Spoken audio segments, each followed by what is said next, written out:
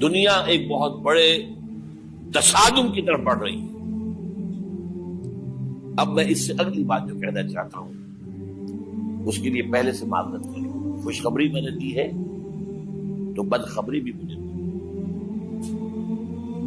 اس عالمی غلبہ اسلام سے پہلے ابھی امت مسلمہ کی بہت پٹائی ہونی ہے، بہت پٹائی ہونی ہے، بہت پٹائی. یہ میں نہیں کہہ رہا، حضور نے کہا. کتاب الملاحم احادیث کی کتابوں کے آخر میں یہ 4 ابواب جو آتے ہیں، جو عام طور پر علماء بھی نہیں پڑھتے، اس لیے کہ ان سے کوئی فقہی مسئلہ تو نکلتا نہیں، ان سے کوئی شرعی حکم نہیں نکلتا، وہ تو پیشین گوئیاں ہے. کتاب الفتن کیسے کیسے فتنے اٹھیں گے، کتاب الملاحم کیسی کیسی جنگیں ہوں گی، کتاب اشراط الساعہ قیامت کی علامات کیا ہوگی، کتاب و علامات القیامہ یہ کیا ہوں گے. ان ابواب کو پڑھیے تو آپ کو معلوم ہوگا اس دور کے آنے سے پہلے ابھی امت مسلمہ پر اللہ کے عذاب کے بہت سخت کوڑے پڑتے. معافی چاہتا ہوں. اگر رسولوں کی شان یہ تھی کہ وہ بشیر بھی تھے اور نذیر بھی تھے تو میں بھی ایک ادنا غلام نہیں کہوں. میں جو کہہ رہا ہوں قرآن حدیث سے کہہ رہا ہوں. یہ عذاب کیوں آئے گا؟ امت مسلمہ بحیثیت مجموعی اللہ کی نگاہ میں مجرم، بہت بڑی مجرم. کیوں؟ 1 انچ زمین دنیا میں نہیں دکھا سکتی جہاں اللہ کا دین قائم. یہ مذہب ہے، مسجدیں ہیں، حج ہے اور عمرے ہیں، یہ مذہب ہے. دین کہاں ہے؟ اللہ کا نظام کہاں ہے؟ دین حق کہاں ہے؟ وہ نظام عدل کہاں ہے؟ وہ نظام سیاست کہاں ہے؟ وہ قانون شریعت کہاں ہے؟ آپ کی ساری معیشت سود کے اوپر ہے، اور سود سے زیادہ بڑا گھناؤنا جرم کوئی نہیں، سود سے زیادہ بڑا گھناؤنا گناہ کوئی نہیں، جس کے بارے میں حضور نے فرمایا الربا 70 جزءا یحوما. 2 حدیثیں ہیں. یہ ربا کے 70 حصے ہیں یا 70 گناہ ہیں. 70 گناہ ہیں، جن میں چھوٹے بھی ہیں بڑے بھی ہیں. 70 گناہ. ایسا رہا ان میں سب سے چھوٹا اس کے مساوی ہے این کہ الرجل امہ، کہ کوئی شخص اپنی ماں سے زنا کرے. سنن ابی داؤد کی روایت ہے، سن لیجیے، پڑھ لیجیے. سارا نظام آپ کا کہاں ہے؟ تجارت ہو تو اس پر ہے، زراعت ہو تو اس پر ہے. بیج لیا تھا تو سودی قرضے پہ لیا تھا، اس کے بعد جو اس کے لیے کھاد خریدی تھی سودی قرضے پہ خریدی تھی، پیسٹیسائڈ خریدے تھے سودی قرضے پہ خریدے تھے. اس کے بعد اگر کوئی ہارویسٹر لیا ہے، کوئی اور لیا، ٹریکٹر لیا تو سودی قرض. سود ہر دانے گندم میں سود ہے. کوئی شخص بچا ہوا نہ میں بچا ہوا نہ بچے ہوا، کوئی بچا ہوا. سارا کاروبار، ساری صنعت و حرفت، ساری حکومت، پوری حکومت، پوری قوم سود کے اندر جکڑی.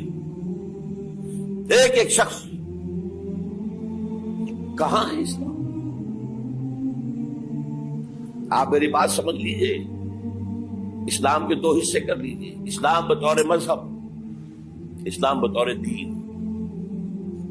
اور یہ تو آپ قرآن پڑھتے ہیں، پورے قرآن میں مذہب کا لفظ تو آیا ہی نہیں ہے. حدیث کے ذخیرے میں بھی میری امکان، میرے معلومات کے تک کہیں نہیں. یہ مذہب تو ہمارے یہاں استعمال ہوتا تھا فقہوں کے لیے. مذہب حنفی، مذہب مالکی، مذہب شافعی، مذہب حنبلی، اب ایک مذہب سلفی اہل حدیث حضرات کا ہو گیا ہے، مذہب ظاہری، بعد مذہب جعفری. یہ فقہوں کے لیے تھا. مذہب کیا ہے؟ مذہب کا نام 3 چیزوں کا مجموعہ مذہب ہے.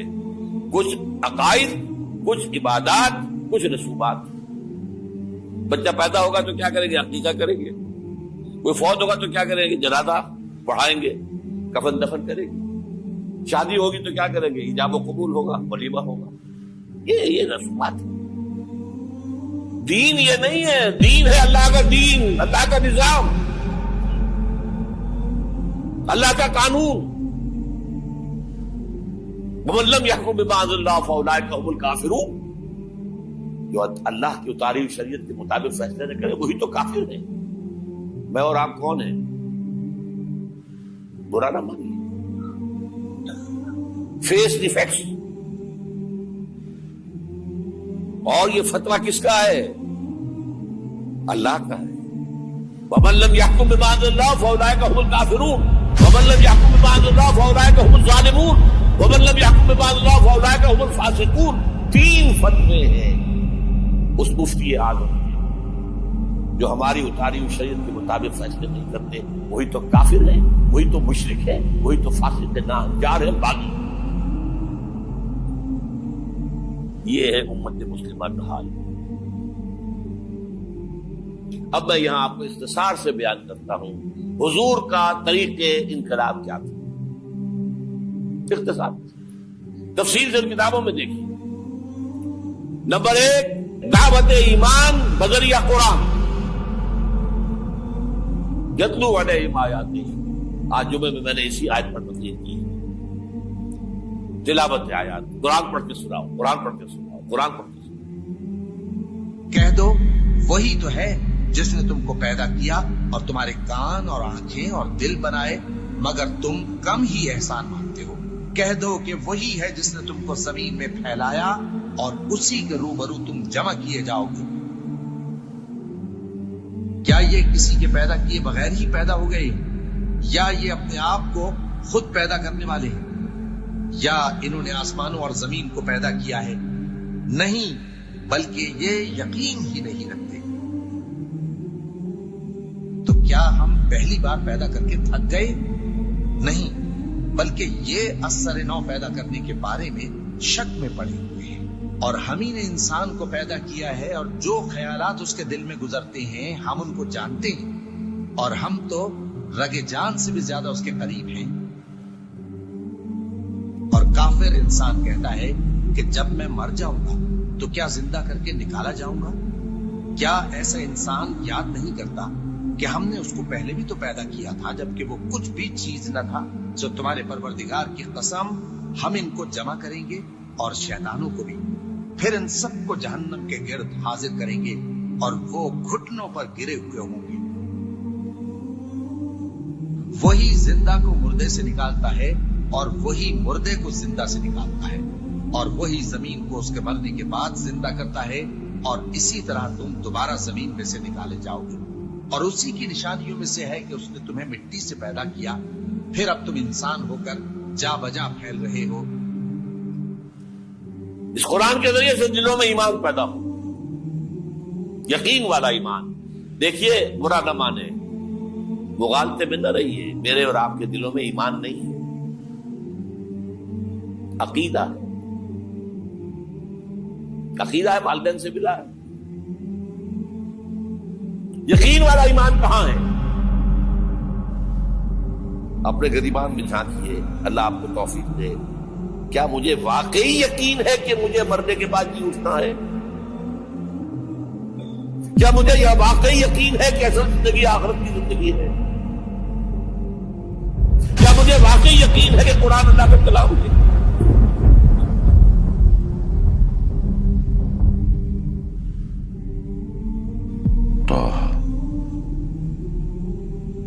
ما أنزلنا عليك القرآن لتشقى إلا تذكرة لمن يخشى تنزيلا ممن خلق الأرض والسماوات العلى الرحمن على العرش استوى له ما في السماوات وما في الأرض وما بينهما وما تحت الثرى وأن تجهر بالقول فإنه يعلم السر وأخفى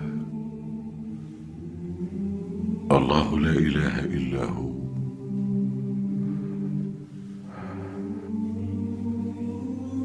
له الأسماء الحسنى. ٹٹولی اپنے دلوں کو.